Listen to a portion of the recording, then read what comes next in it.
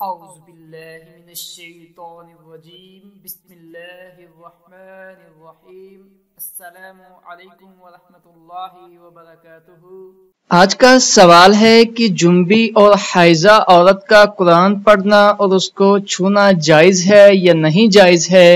حیض و نفاس اور جنابت کی حالت میں تلاوت قرآن کے بارے میں علماء کا اختلاف ہے۔ صحیح بات یہ ہے کہ ان حالات میں حرمت تلاوت قرآن کے متعلق کوئی صحیح واضح حدیث نہیں ہے۔ جب حرمت کی کوئی واضح صحیح دلیل نہیں تو ان حالات میں تلاوت سے منع کرنا جائز نہیں۔ اسی طرح حیض و نفاس کی حالت میں قرآن مجید کو چھونے سے منع کرنا بھی کسی واضح اور صریح حدیث سے ثابت نہیں ہے۔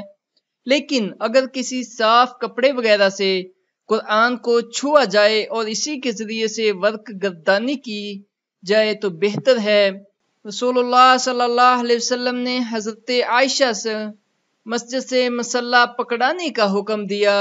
انہوں نے حیض کا عذر کیا تو آپ صلی اللہ علیہ وسلم نے فرمایا، حیض تیرے ہاتھ میں تو نہیں ہے۔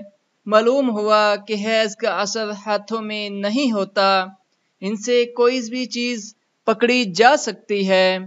اور آج کا دوسرا سوال ہے، ایام حیض کے علاوہ عورتوں کو جو پانی آتا ہے اس کی کیا حیثیت ہے؟ اس سے عورت پاک ہوتی ہے یا ناپاک ہوتی ہے؟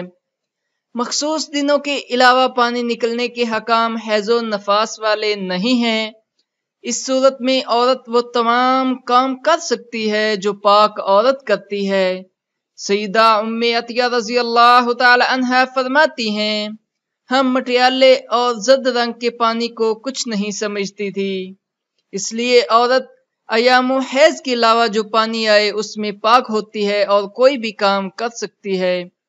آپ سے گزارش ہے کہ ان معلومات کو صدقہ جاریہ اپنے لیے اور میرے لیے سمجھتے ہوئے دوسروں تک ضرور پہنچایا کریں، اور ویڈیو کو بھی ضرور لائک کیا کریں، اور ہماری حوصلہ افزائی کے لیے چینل کو بھی ضرور سبسکرائب کریں۔ جزاک اللہ۔